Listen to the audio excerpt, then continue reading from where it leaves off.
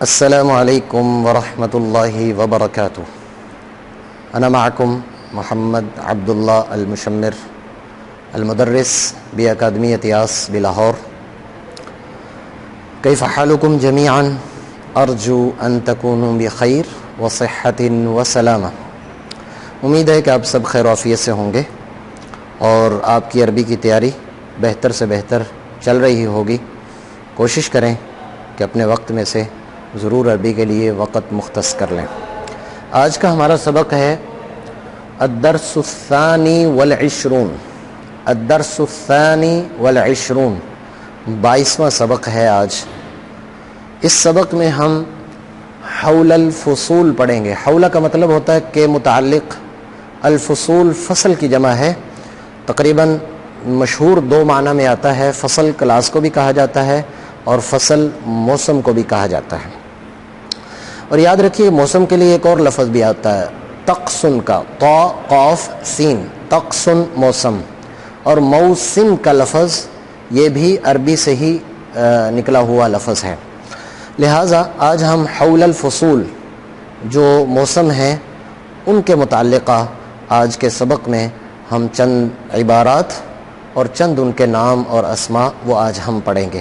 تو آئیے، سب سے پہلے لفظ ہے فصل. جیسے میں نے آپ سے ذکر کیا کہ فصل کا مطلب ہوتا ہے موسم. اور صیف، صاد کے ساتھ صیف کا مطلب ہوتا ہے گرمی کا موسم یا گرمی والا جو ہمارا سیزن چلتا ہے اسے صیف کہا جاتا ہے. یہی اگر صاد کی بجائے سین ہو جائے، میں کیوں بار بار آپ سے عرض کرتا ہوں کہ الفاظ کی ادائیگی پر بہت زیادہ زور دینا ضروری ہے کہ سیفن کہتے ہیں سین کے ساتھ تو وہ تلوار بن جاتی ہے، اور اگر یہی سیفن صاد سے کہتے ہیں تو اس کا مطلب گرمی بن جاتا ہے. تو اگر آپ نے کہنا ہو گرمی کا موسم تو فصل الصیف کہیں گے، فصل الصیف. تو صیفن کا معنی گرمی. یوم حار، گرم دن.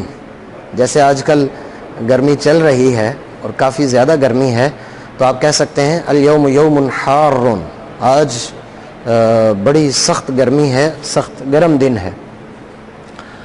عرقن، یہ لفظ ہے عرقن. عرقن کا معنی ہوتا ہے پسینہ، چونکہ گرمی میں پسینہ بھی آتا ہے تو عرقن.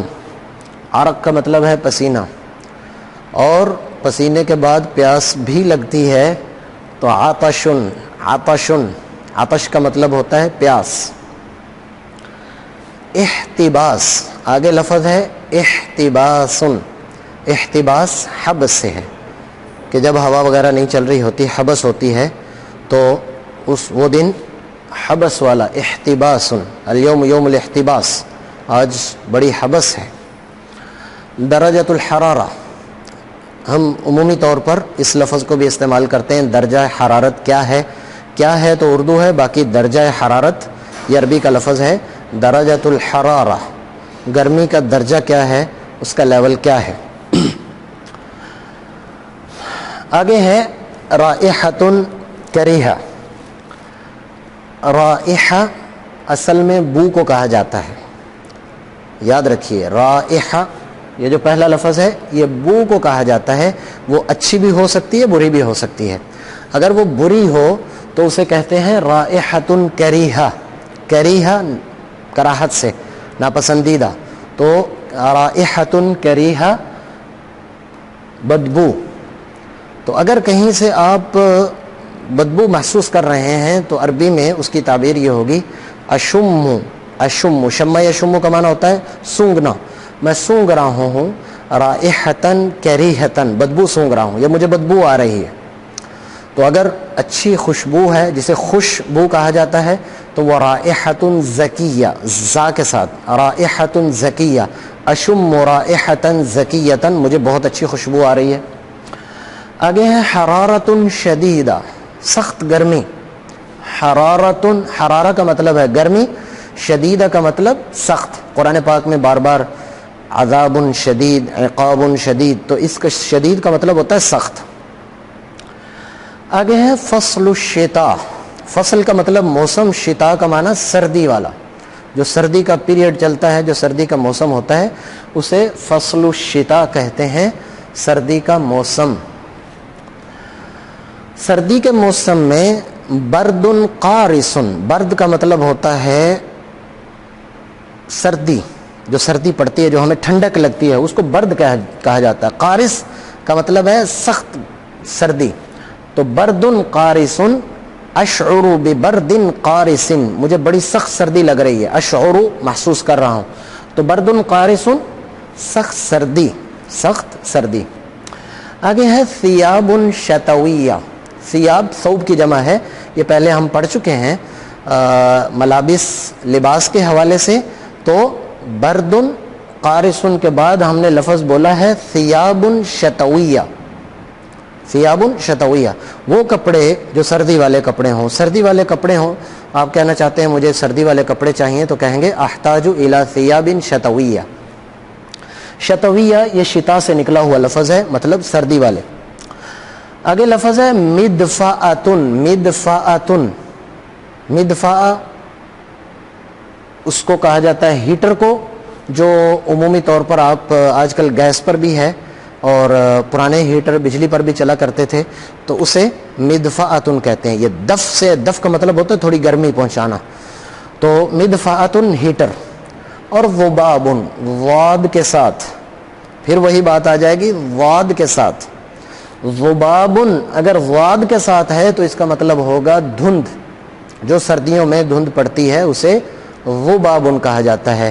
اگر یہ تھوڑا سا لفظ بدل جائے اور یہ ذال بن جائے تو اس کا مطلب ہوتا ہے مکھی، مکھی۔ قرآن پاک میں اللہ تعالیٰ ارشاد فرماتے ہیں ان الذین تدعون من دون اللہ لن یخلقوا ذبابا ولو اجتمعوا لہ، فرمایا کہ بے شک وہ لوگ جو اللہ کے علاوہ کسی اور کو پکارتے ہیں، ان میں طاقت اتنی نہیں ہے کہ وہ ایک مکھی پیدا کر سکیں۔ وہاں ذباب ذال کے ساتھ ہے، جس کا مطلب ہوتا ہے مکھی۔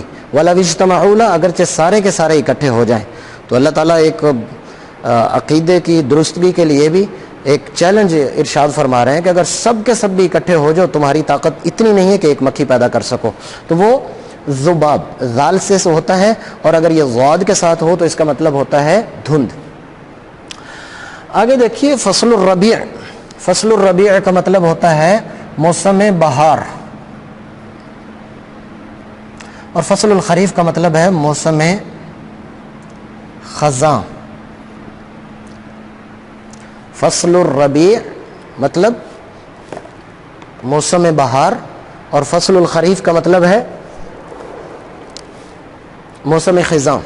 تو یہ چار موسم جو ہمارے ہاں پائے جاتے ہیں، فصل الصیف گرمی، فصل الشتاء سردی، فصل الربیع موسم بہار، فصل الخریف موسم خزاں۔ آج کے اس سبق کے اندر یہ چار عبارتیں ہیں جو عمومی طور پر، جو عام طور پر ہم استعمال کرتے ہیں۔ سب سے پہلی عبارت ہے، اس کے اعراب دیکھ لیجئے، زبر زیر اس کی دیکھ لیجئے، اتعرق، اتعرق کثیرا اليوم، اتعرق کثیرا اليوم، اتعرق کثیرا اليوم، کہ آج اتعرق یہ عرق سے ہے، جس کا مطلب ہے آج مجھے بہت زیادہ پسینہ آ رہا ہے۔ اگر آپ کہنا چاہتے ہیں کہ آج مجھے بہت زیادہ پسینہ آ رہا ہے تو آپ کہیں گے اتعرق کثیرا اليوم۔ کسی سے پوچھنا ہو کہ آج کا درجہ حرارت کیا ہے تو آپ یہ بولیں گے ما ہی درجۃ الحرارۃ اليوم، ما ہی درجۃ ما ہی کیا ہے درجۃ الحرارہ، درجہ حرارت، اليوم، اليوم کا مطلب ہے آج کا دن، جیسے اللہ نے قرآن میں بھی کہا ہے الیوم اکملت لکم دینکم، آج ہم نے تمہارا دین مکمل کر دیا۔ تو الیوم کا مطلب آج کا دن۔ آگے لفظ ہے اشعر ببرد شدید، اشعر کا معنی محسوس کرتا ہوں، ببرد شدید سخت سردی، یعنی مجھے سخت سردی لگ رہی ہے یا محسوس کر رہا ہوں۔ اور آخری لفظ ہے انا عطشان، انا، انا کا مطلب میں، عطشان عطش سے نکلا ہوا لفظ ہے، وہ دیکھیے پیچھے، عطش کا مطلب ہوتا ہے پیاس، انا عطشان مجھے بہت زیادہ پیاس لگی ہے یا میں پیاس محسوس کر رہا ہوں۔ تو آج ہم نے فصول سے متعلقہ یعنی چار موسموں سے متعلقہ جو مشہور مفردات تھے وہ آج ہم نے پڑھے ہیں، اور ان کے تقریباً مفردات کو میں نے ذکر کر دیا، اور 4 عبارتیں جو زیادہ تر استعمال ہونے والی ہیں ان کو بھی میں نے ذکر کر دیا ہے۔